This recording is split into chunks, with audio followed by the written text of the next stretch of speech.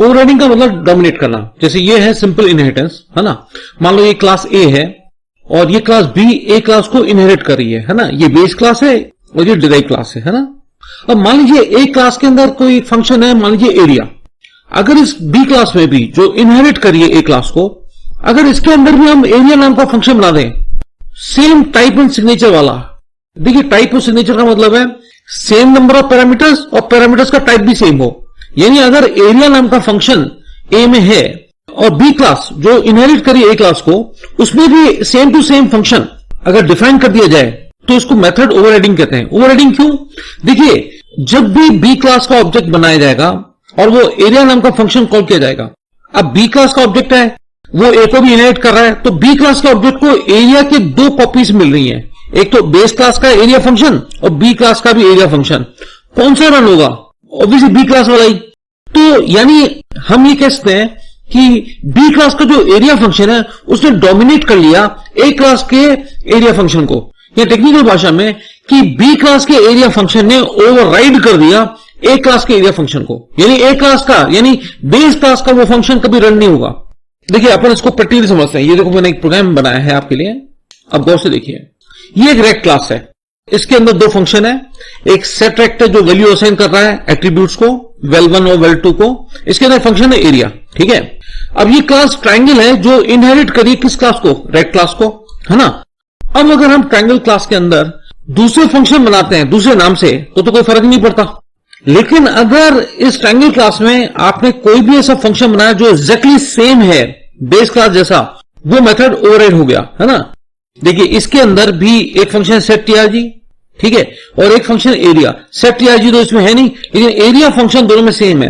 अच्छा, यहां पर टाइप सिग्नेचर का मतलब है जितने पैरामीटर्स यहां हैं उतने पैरामीटर्स यहां पे भी होने चाहिए। और अगर कोई पैरामीटर्स होता तो उनका डेटा टाइप भी सेम होना पड़ेगा अगर मेथड ओवरराइडिंग कहलाना है तो क्या मैं ये कहता हूं कि इस एरिया फंक्शन ने यानी डिराइव क्लास के एरिया फंक्शन ने बेस क्लास के एरिया फंक्शन को ओवरराइड कर दिया? बिल्कुल। तो क्या ये बेस क्लास का एरिया फंक्शन कभी रन नहीं होगा? बिल्कुल रन नहीं होगा अगर ऑब्जेक्ट इस डिराइव क्लास का ही है तो। देखिए अपन यहां समझते हैं। रेक्ट क्लास का एक ऑब्जेक्ट बनाया rect OBJ. Set rect function call करो किसका? रेक्ट क्लास का। साथ में 10 और 20 दो आर्ग्यूमेंट लेके जाओ। ये 10 और 20 एक्स और वाई पैरामीटर को असाइन हो जाएंगे।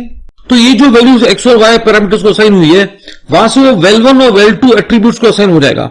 ये vel1 और vel2 इंस्टेंस एट्रीब्यूट्स हैं किस क्लास के? रेक्ट ओबीजे क्लास के, ठीक है।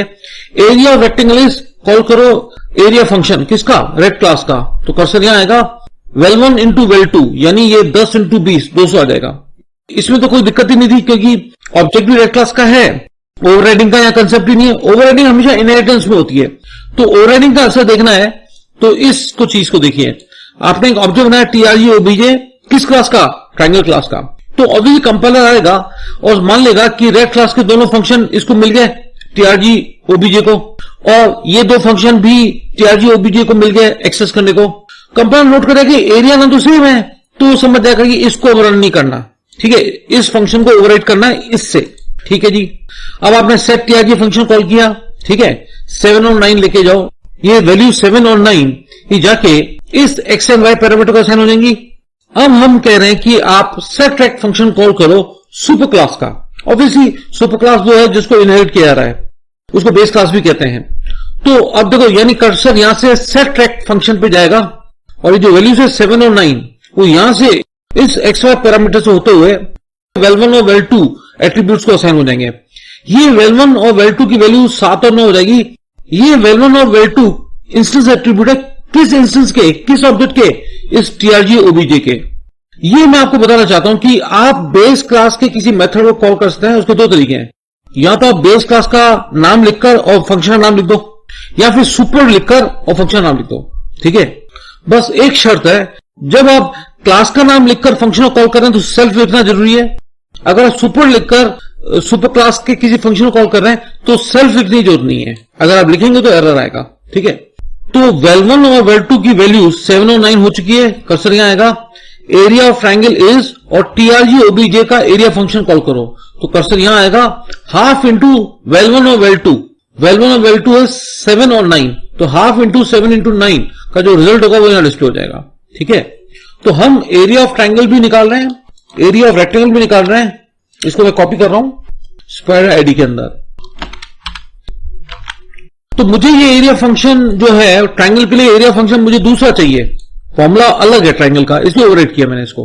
अब रन करता हूं मैं इसको। एरिया ऑफ रेक्टेंगल 200 क्योंकि ये 10 इंटू 20 हुआ और हाफ इंटू 7 इंटू 9 का रिजल्ट ये आता है ना, ये हुआ ओवरराइडिंग।